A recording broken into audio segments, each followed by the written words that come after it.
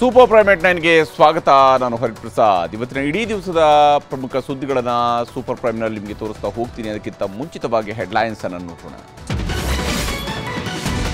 ರಾಜಕೀಯ ಅಗ್ನಿಕುಂಡದಲ್ಲಿ ಜಾತಿ ಜನಗಣತಿ, ಸರ್ಕಾರದಲ್ಲೇ 3 ಬಣ 106 ತಕರಾರು, ವರದಿ ವಿರುದ್ಧ ಒಕ್ಕಲಿಗ ಲಿಂಗಾಯತರ ವಾರ್. ವಕ್ಫ್ ತಿದ್ದುಪಡಿ ಕಾಯ್ದೆ ವಿರುದ್ಧ ರಣಕಹಳೆ, ಕಾಯ್ದೆ ಖಂಡಿಸಿ ಮಂಗಳೂರಲ್ಲಿ ಮುಸ್ಲಿಮರ ಮಹಾ ಅಲೆ, ಇದು ಸಿದ್ದರಾಮಯ್ಯ ಪ್ರಾಯೋಜಿತ ಎಂದ ಬಿಜೆಪಿ. ನಮ್ಮ ಆಂತರಿಕ ವಿಚಾರಕ್ಕೆ ತಲೆ ಹಾಕಬೇಡಿ, ಬಂಗಾಳ ವಕ್ಫ್ ಗಲಭೆ ಬಗ್ಗೆ ಪಾಠ ಹೇಳಿದ್ದ ಬಾಂಗ್ಲಾಗೆ ಭಾರತದ ತರಾಟೆ, ಸಂತ್ರಸ್ತರಿಗೆ ಗವರ್ನರ್ ಮಹಿಳಾ ಆಯೋಗ ಸಾಂತ್ವನ.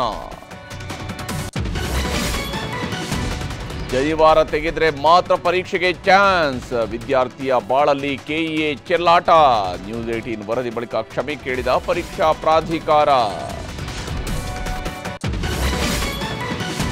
ಹುಬ್ಬಳ್ಳಿಯಲ್ಲಿ ನೇಹಾ ಹತ್ಯೆಯಾಗಿ 1 ವರ್ಷ, ಆದರೂ ಸಿಕ್ಕಿಲ್ಲ ಹೆಣ್ಮಗಳ ಸಾವಿಗೆ ನ್ಯಾಯ, ಕೊಟ್ಟ ಮಾತು ಮರೆತೋಯ್ತ ಸರ್ಕಾರ.